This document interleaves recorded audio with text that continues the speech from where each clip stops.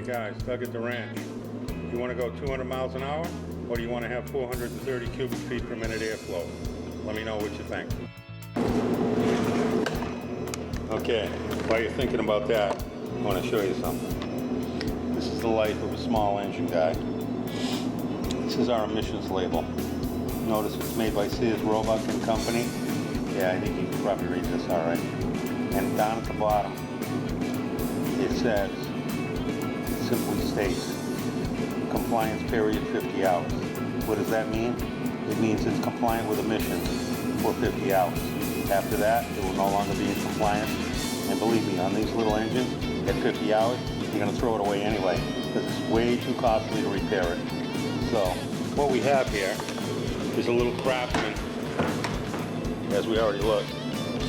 So that's what it is. It's a little Craftsman blower, 25 cc's, nothing special. You know it's rebranded.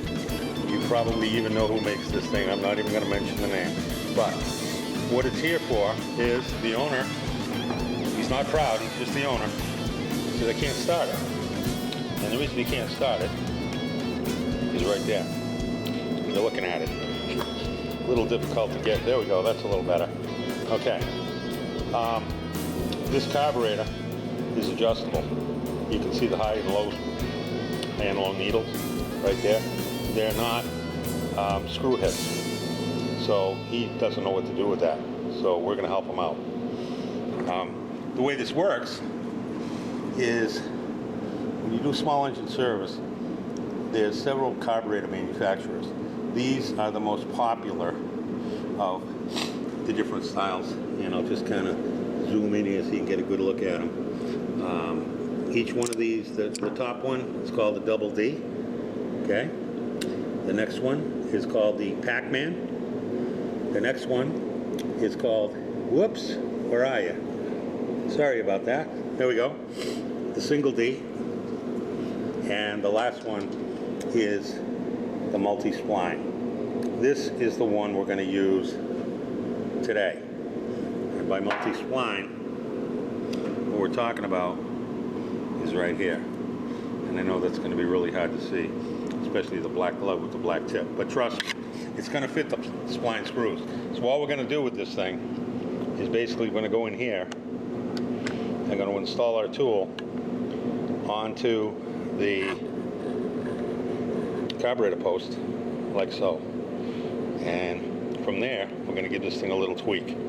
Our low speed is on the left, our high speed is on the right. So we're going to set the low speed first, and we're going to move back and set the high speed and see if we can get this thing running. So, hang on, let's see what happens. Okay, we're back. The adjustment tool is still in the carburetor, as you can see right there. But, yeah, all we're doing is pulling up the high speed and the low speed, and check it out.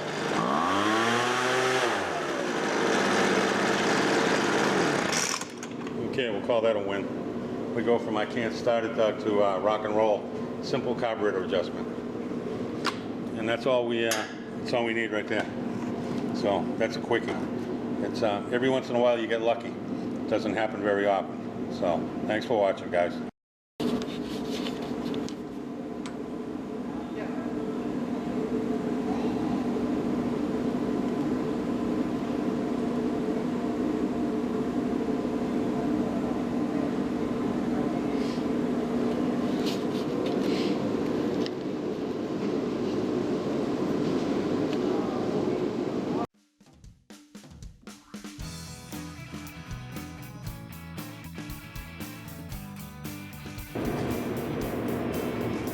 Well, good day, ladies and gentlemen.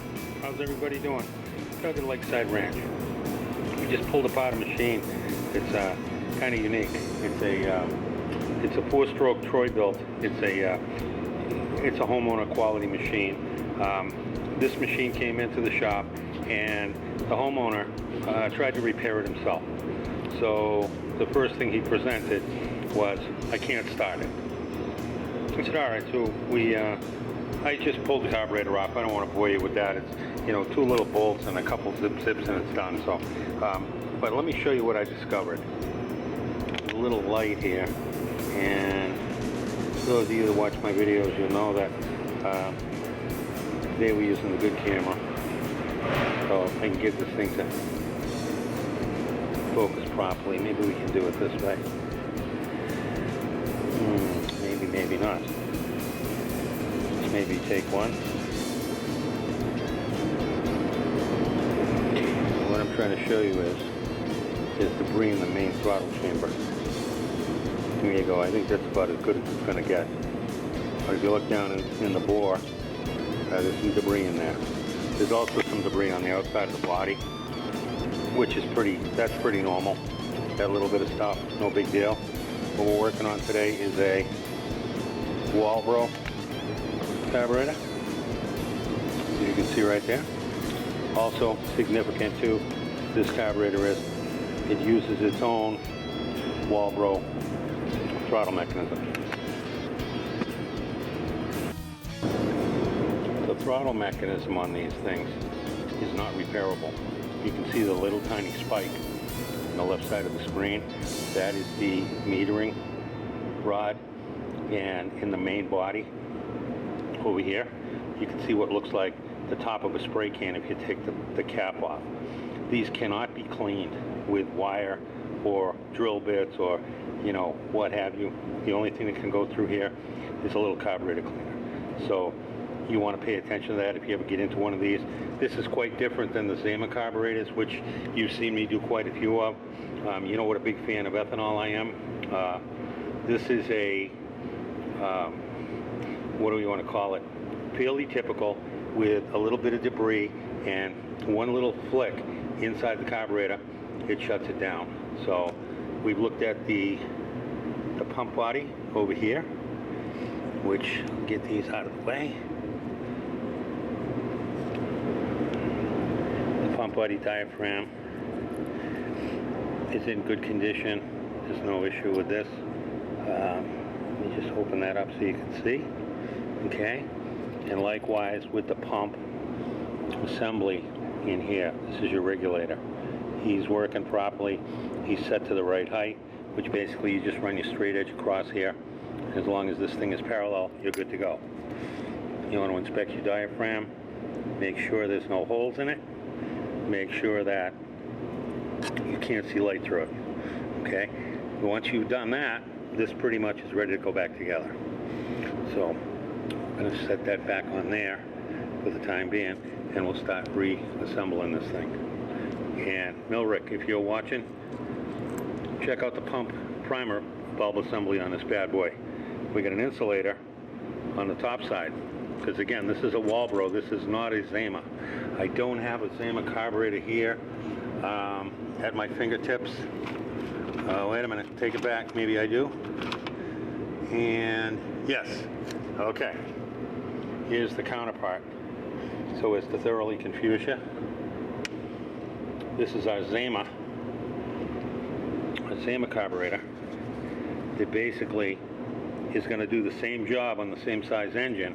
However, it uses a little bit different throttle mechanism up at the top here. You can see the plastic piece is quite different than the one I just showed you, being this one here. All right, we do a side by side.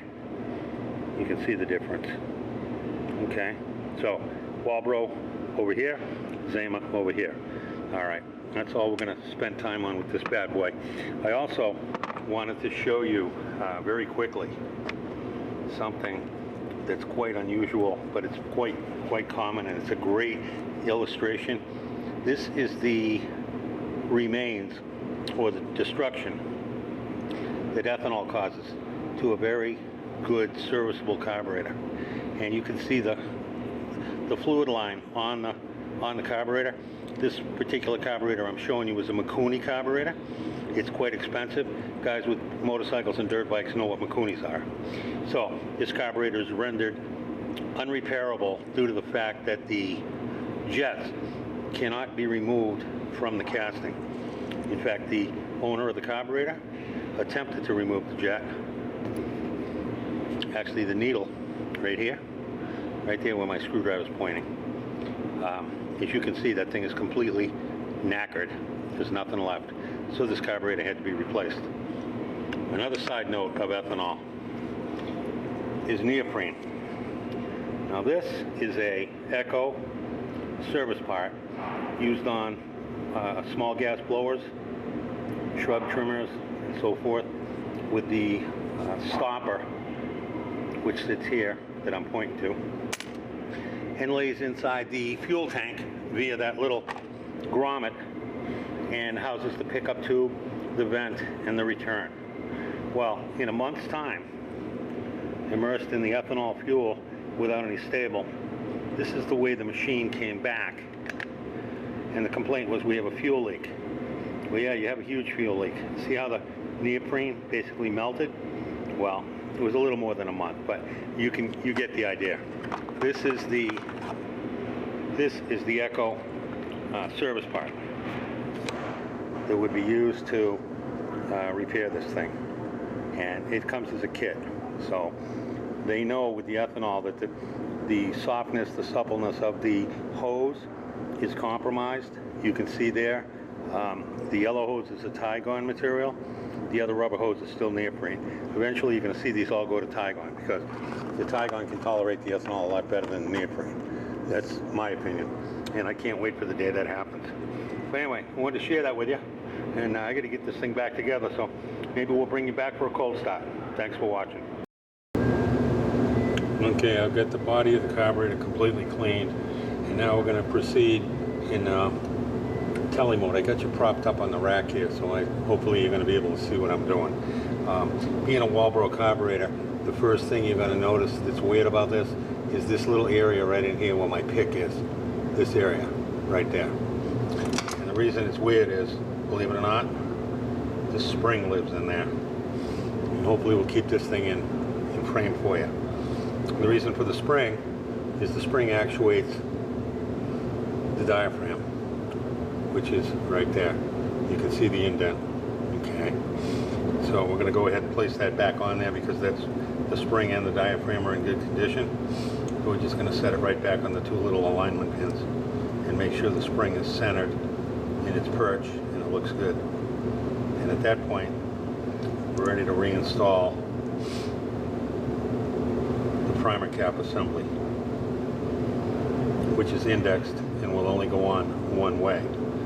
So this will conform our check valves and what have you, so that when this thing goes back together, we're not going to have issues with throttle hesitation and other related items of interest. So he's going to sit right there like so. Okay. From there, we will now take our body, our main fuel jet assembly, and the main fuel jet is right here. Okay, you look where my pick is, right there.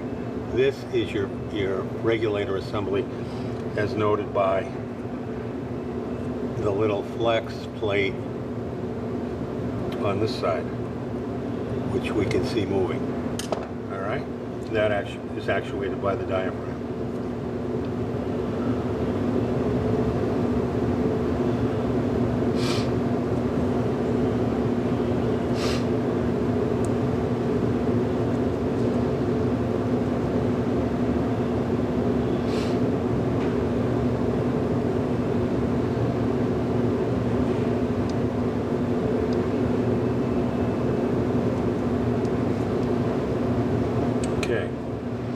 Here we reinstall our regulator,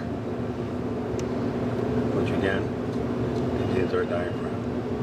Okay, and after that we install our bulb primer assembly. Okay, all right, what I like to do is put 2 screws into the body and then drop this thing in, because what happens here,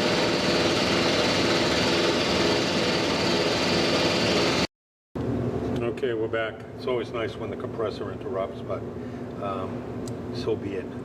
Okay, so we've set our regulator in place, replaced our diaphragm, and now we're putting our pump primer cap assembly back on. So at this point, it's just a matter of tightening up the screws, and everybody's happy.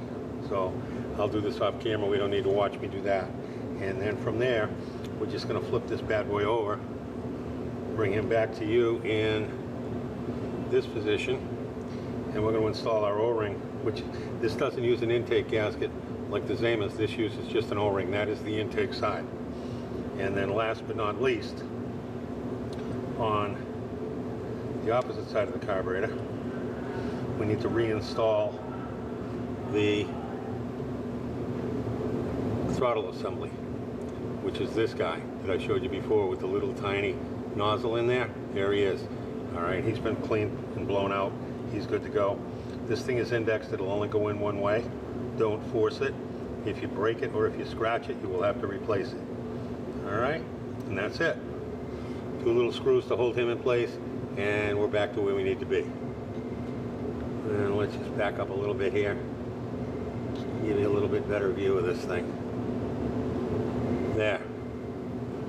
Okay, at that point, there is your completed carburetor, back ready to be installed. Okay, throw that intake O-ring back on there. I know it fell off. So, all right, I'll get back with you. We'll get this thing back on the blower. There you go.